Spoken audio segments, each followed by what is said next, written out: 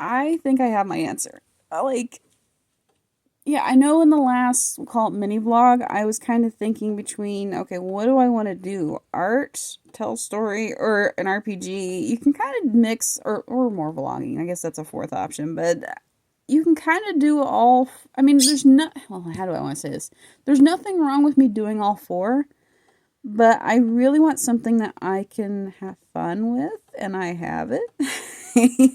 I have it, and I think it will help. Like, just trying to find that one thing that will drive everything.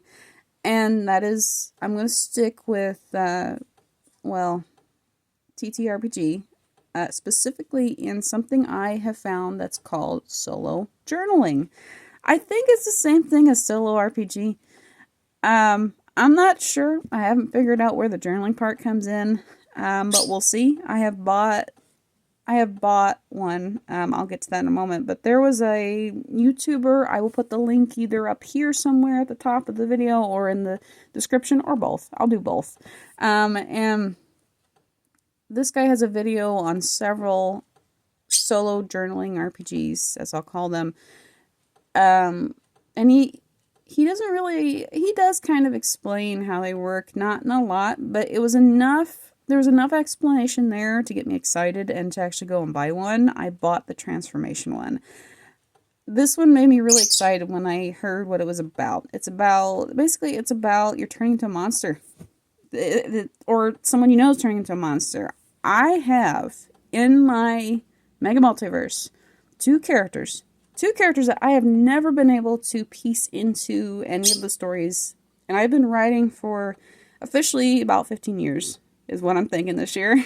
And I have tried, like the original Alice band story was supposed to be those two characters.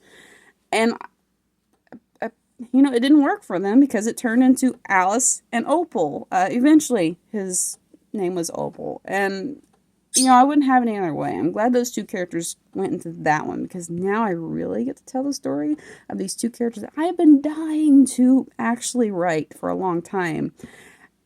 And I think it comes down to that they're off in another universe that I have not touched yet, I have not created, and this solo journaling RPG will help me create that. Maybe I can write a book on it. We will see. I mean, that's this solo journaling is like a tool to help you write. Solo RPG is a tool to help you write. I've never used it to create my work, but I think it's time I do explore this.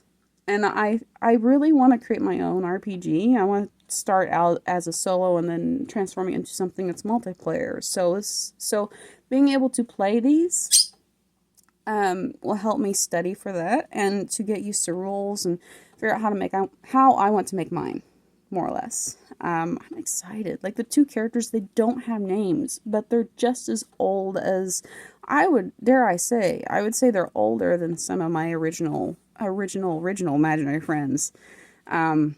Whenever I first watched Alien vs. Predator Aliens and then Alien vs. Predator is when they were created. Maybe a little bit older because I watched a lot of horror as a kid, and it's a lot of it has stemmed, those two characters have stemmed from that. So it's very on the cosmic horror side for me. And this transformation, from what I can tell, it's on the horror and cosmic horror side, which is perfect, like, for them. I can finally give them names, descriptions, and figure out how they come in. I think a lot of what I was already thinking originally will play into the setting and setting up. We're going to do a solo RPG.